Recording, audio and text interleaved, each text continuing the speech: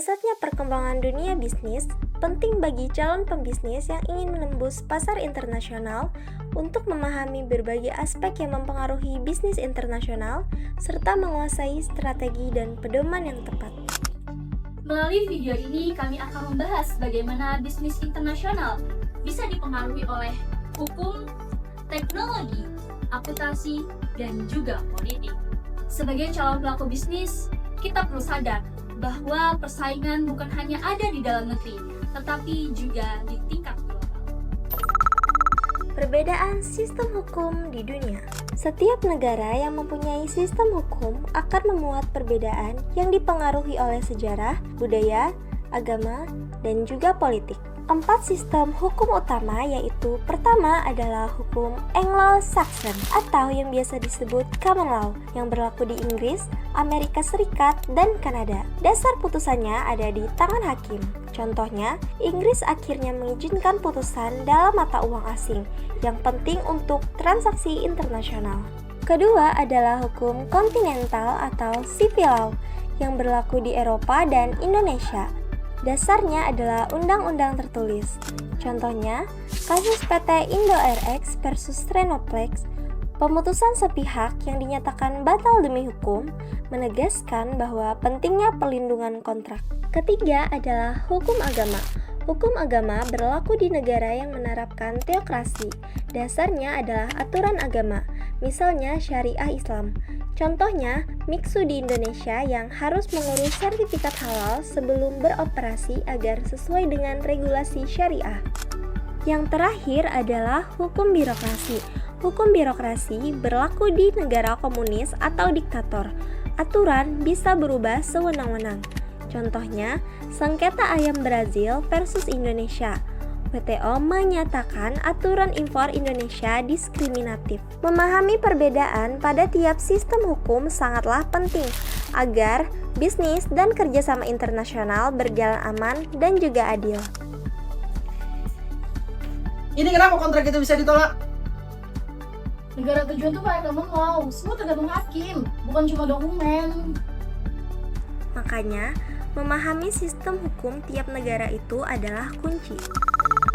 Hukum yang berorientasi ke dalam negeri. Sederhananya adalah aturan yang dibuat untuk mengatur aktivitas ekonomi di dalam negeri, bukan untuk pasar internasional. Walaupun begitu, aturan ini tetap bisa berpengaruh terhadap daya saing perusahaan di pasar global. Yang pertama, dampak pada perusahaan dalam negeri. Perusahaan lokal menghadapi biaya produksi lebih tinggi akibat regulasi tenaga kerja, perbankan, pemasaran, serta hak kekayaan intelektual yang memberi perlindungan sekaligus pembatasan. Kedua, dampak tidak langsung pada daya saing internasional. Biaya tinggi membuat produk kurang kompetitif dari segi harga, sehingga perusahaan lebih menekankan kualitas, inovasi, dan citra merek. Ketiga, dampak pada perusahaan asing.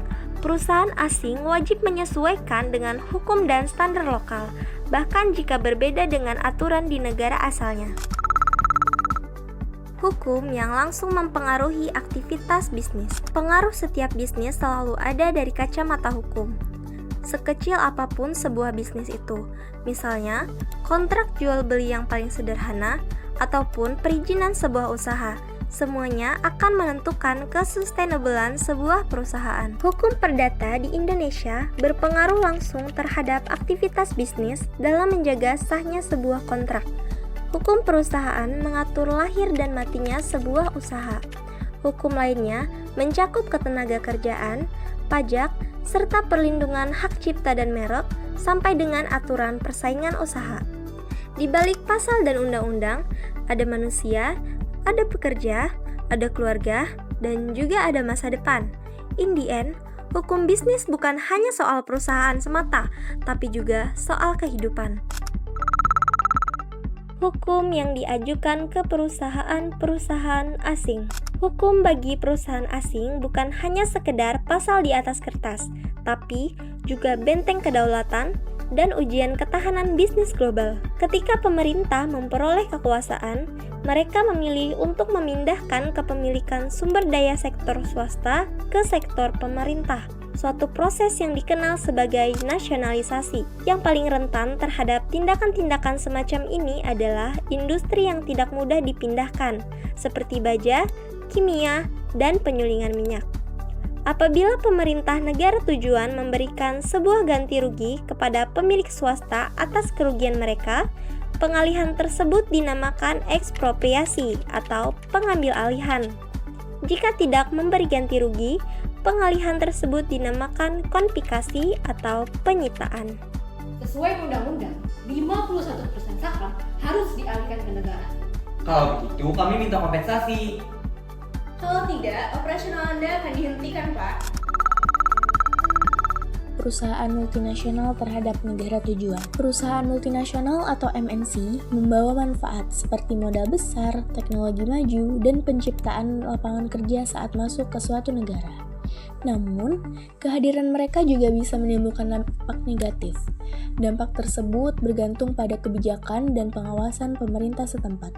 Lembaga internasional menekankan bahwa manfaat dari MNC tidak otomatis terjadi. MNC juga menjadi penggerak utama globalisasi, dengan dampak seperti integrasi ekonomi dan pertukaran budaya. Namun, sekaligus menimbulkan tantangan, seperti ketimpangan pembangunan dan hilangnya keragaman budaya. Sisi ekonomi dan peluang resiko. Untuk peluang, MNC membawa modal asing, menciptakan lapangan kerja, meningkatkan ekspor dan produktivitas, serta mentransfer teknologi dan manajemen modern. Untuk resiko, keuntungan sering dikirim kembali ke negara asal. Teknologi yang dibagi terbatas, MNC bisa mematikan bisnis lokal dan menekan pemerintah untuk mendapat keistimewaan. Bagi pekerja, MNC membuka lapangan kerja dan transfer keterampilan, tapi sering memunculkan isu upah rendah, jam kerja panjang, dan pelanggaran hak pekerja, terutama tanpa pengawasan ketat. MNC bisa membawa budaya kerja modern, tapi juga beresiko mengikis budaya lokal, mengubah gaya hidup, dan menimbulkan ketergantungan pada produk asing. Dampak sosial budaya. MNC membawa budaya kerja modern dan etika bisnis global, namun juga bisa mengikis budaya lokal, mengubah gaya hidup, dan melemahkan usaha serta identitas budaya setempat. Dampak lingkungan, tambang, dan sungai tercemar. MNC di sektor ekstraktif sering menyebabkan polusi, kerusakan lingkungan, dan konflik dengan masyarakat lokal, seperti kasus tambang Freeport di Papua. Meski menghasilkan pendapatan, dampak ekologisnya sangat besar. Pajak dan keuangan cerdas pindah keuntungan. MNC sering mengalihkan keuntungan ke negara pajak rendah, atau yang biasa disebut transfer pricing, agar bayar pajak minimal. Akibatnya, negara tempat operasi kehilangan potensi pendapatan pajak untuk pembangunan. Pengaruh politik, suara lebih nyaring. MNC bisa mempengaruhi politik dengan menekan kebijakan pemerintah demi kepentingan mereka, terutama jika sistem negara lemah. Suara mereka sering lebih didengar daripada masyarakat. Dan untuk CSR, MNC menjalankan program tanggung jawab sosial seperti pendidikan atau lingkungan. Tapi dampaknya tergantung pada komitmen, transparansi, dan keterlibatan komunitas. Agar MNC bisa memberi manfaat yang maksimal, negara harus melakukan beberapa hal. Di antaranya, memperkuat regulasi dan penegakan hukum, membuat kontrak investasi yang adil dan transparan, melindungi hak pekerja dan rantai pasok, mengatur pajak dengan cerdas untuk mencegah penghindaran pajak, melibatkan masyarakat, terutama komunitas adat atau FPIC, mewajibkan laporan dampak lingkungan dan sosial atau ESG, meningkatkan kapasitas pengawasan dan tata kelola. Intinya, investasi harus disertai syarat, kerja layak, pajak adil, lingkungan terjaga, dan manfaat untuk masyarakat lokal. Penyelesaian sengketa dalam bisnis internasional. Menyelesaikan sengketa bisnis internasional harus dengan cara yang terstruktur. Ketika transaksi lintas negara gagal, siapa yang menentukan kebenaran? Hukum negara asal atau negara tujuan? Pengadilan lokal atau arti berasa internasional? Kasus Indocoffee melawan Global Beans membuktikan satu hal. Tanpa kontrak yang jelas, sengketa bisa berlarut, biaya membengkak, dan kepercayaan runtuh. Dalam bisnis internasional, hukum bukan sekedar pasal, dia adalah garis hidup. Lingkungan teknologi. Lingkungan teknologi suatu negara sangat menentukan daya saing bisnis internasional. Fondasi utamanya adalah sumber daya dan investasi. Jika sumber daya terbatas, negara bisa mengatasinya melalui investasi infrastruktur dan modal manusia, yang membuat negara tetap kompetitif meskipun biaya tenaga kerja tinggi seperti di negara maju. Selain itu, alih teknologi menjadi cara penting untuk membentuk lingkungan teknologi baru. Namun, perusahaan asing hanya mau berbagi teknologi bila ada perlindungan hukum yang kuat terhadap hak kekayaan intelektual atau HAKI. Bagi perusahaan multinasional, paten, hak cipta, dan merek dagang adalah aset strategis yang melindungi inovasi mereka di pasar global. Dengan demikian, kekuatan teknologi suatu negara dalam bisnis internasional tidak hanya bergantung pada sumber daya alam, tetapi juga pada kualitas investasi, perlindungan hukum, dan kemampuannya menarik alih teknologi. Lingkungan politik. Bisnis internasional sangat dipengaruhi oleh politik dan hukum negara. Karena lingkungan politik yang mencakup pemerintah, hukum, dan organisasi perdagangan menentukan aturan main bisnis. Perubahan kebijakan, regulasi, dan hubungan diplomatik dapat memengaruhi strategi. Sementara stabilitas politik berpengaruh langsung pada investasi dan resiko usaha. Oleh karena itu, perusahaan harus menyesuaikan strategi dengan kondisi politik negara tujuan, serta memanfaatkan diplomasi ekonomi untuk membuka peluang perdagangan dan memperkuat posisi global. Analisis politik, khususnya secara kualitatif, membantu perusahaan memahami resiko dan peluang, sebab iklim politik yang baik mendukung pemasaran internasional, sedangkan hambatan politik dapat mengganggu keberlangsungan bisnis. Resiko politik. Begitu banyak resiko politik dalam menjalani bisnis, dari internal maupun eksternal. Dalam bisnis internasional, resiko politik bukan hanya soal pemerintah, tapi soal bagaimana sebuah perusahaan menghargai masyarakat dan bumi tempat ia beroperasi. Naiknya upah minimum, aturan lahan yang ketat, hingga kewajiban menjaga lingkungan. Bagi perusahaan asing, semua ini bukan sekedar aturan, tapi ujian untuk bertahan. Walmart gagal membuka toko karena zoning. Freeport dipaksa membangun smelter di Indonesia. Setiap keputusan politik bisa jadi peluang atau justru ancaman. Akuntansi dalam bisnis internasional. Pernahkah kita bertanya, bagaimana bisa investor di London mempunyai kepercayaan terhadap laporan perusahaan di Jakarta? Atau bagaimana merger perusahaan raksasa lintas benua bisa berjalan dengan lancar? Jawabannya ada pada satu hal yang sering terlupakan, yaitu akuntansi internasional. Akuntansi dalam konteks ini bukan hanya angka di laporan, ia adalah bahasa yang menyatukan bisnis global. Sejarahnya begitu panjang. Berawal dari Luca Pacioli di abad ke-14 dengan sistem pembukuan berpasangan. Setelahnya menyebar ke seluruh dunia, di Indonesia kita mengadopsi warisan Belanda. Saat ini, ketika perusahaan melakukan ekspor, impor, atau investasi lintas negara, akuntansi internasional jadi jantungnya. Tanpa itu, transaksi global bisa jadi kacau. Masalah besarnya adalah standar yang berbeda. Indonesia memakai SAK, ETAP, hingga SAK Syariah. Sementara di Eropa ada GAAP. Dan sekarang dunia mendorong IFRS sebagai standar global. Bagi perusahaan multinasional, perbedaan ini bukan sekadar teknis. Ia bisa menentukan apakah merger bernilai miliaran dolar berhasil atau gagal. Freeport-McMoRan merupakan perusahaan tambang asal Amerika Serikat yang beroperasi di Papua, Indonesia. Ia menambang dan memproses konsentrat tembaga, emas, dan perak dari deposit Grasberg. Selama puluhan tahun, Freeport menjadi simbol dari tarik-menarik kepentingan global, hukum, teknologi, akuntansi, dan politik. Lingkungan hukum. Pemerintah Indonesia mengubah regulasi pertambangan melalui UU Minerba. Perusahaan asing tidak boleh lagi menguasai mayoritas saham tambang di Indonesia. Sebelum UU Minerba diberlakukan pada tahun 2009, PT Freeport Indonesia memiliki saham awal 9,36% yang dipegang oleh pemerintah Indonesia. Setelah UU Minerba disahkan, Freeport melepas 51% saham kepada pemerintah Indonesia melalui holding BUMN. Sekarang, perusahaan ini merupakan bagian dari Freeport McMoran dan PT Mineral Industri Indonesia Mine ID dengan saham mayoritas dimiliki pemerintah Indonesia.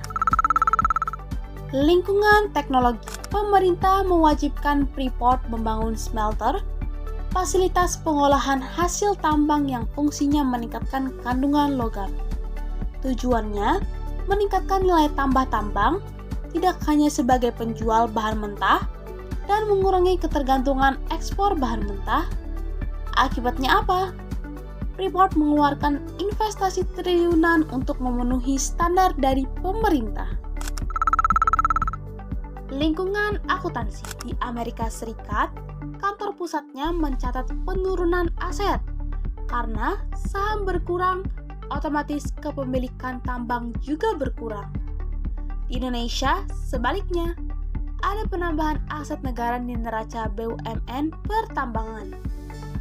Karena kebijakan tersebut, angka laporan keuangan akuntansi di Amerika dan Indo itu berbeda. Akuntansi menjadi bukti apakah negara untung atau tidak. Lingkungan politik. Politik itu adalah keputusan di balik aturan hukum baru itu ada, sifatnya berubah sesuai kepentingan pemerintah. Contohnya, UU Minerba, bukti politik nasional, pemerintah nunjukin powernya kalau kekayaan alam harus dikuasai oleh negara sendiri. Bentuk akuisisi, saham 51% tadi jadi bentuk kampanye bukti keberhasilan pemerintah. Anda harus membangun smelter di dalam negeri. Investasi ini akan menelan triliunan rupiah. Ini sesuai UU Minerba, jika tidak, izin Anda dicabut. Dari semua pembahasan materi-materi yang dijelaskan, dapat kita ambil kesimpulan bahwa secara keseluruhan, suatu bisnis internasional dilakukan oleh calon pelaku pebisnis, mempunyai langkah-langkah dan aspek-aspek kekuatan yang perlu diketahui hingga dikuasai. Yang hal tersebut secara tidak langsung dapat mempengaruhi berjalannya suatu perusahaan dalam operasi secara internasional. Kekuatan yang mempengaruhi operasi perusahaan dalam bisnis internasional meliputi berbagai faktor, yaitu politik, seperti nasionalisme, bentuk pemerintahan, dan organisasi internasional dapat membentuk kebijakan yang mempengaruhi operasi perusahaan. Namun, menjalankan bisnis internasional juga memiliki tantangan tersendiri, seperti keunikan masing-masing negara yang harus dipahami oleh perusahaan, permasalahan yang lebih kompleks, kendala perdagangan, investasi yang ditetapkan pemerintah, serta perubahan mata uang yang terjadi dalam transaksi internasional juga memperburuk situasi. Oleh karena itu, perusahaan multinasional perlu mempertimbangkan berbagai aspek ini dalam setiap keputusan dan aktivitas bisnis mereka. Selain itu, saat memasuki pasar global, mereka juga harus mempelajari peraturan-peraturan internasional yang ada. Siapkah Anda bersaing di pasar global?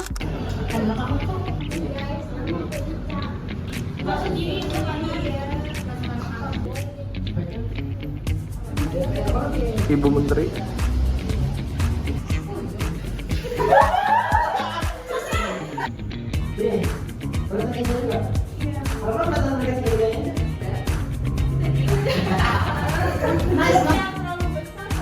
Intinya video kami grafiknya kayak Demon Slayer. Anda harus membangun smelter di dalam negeri.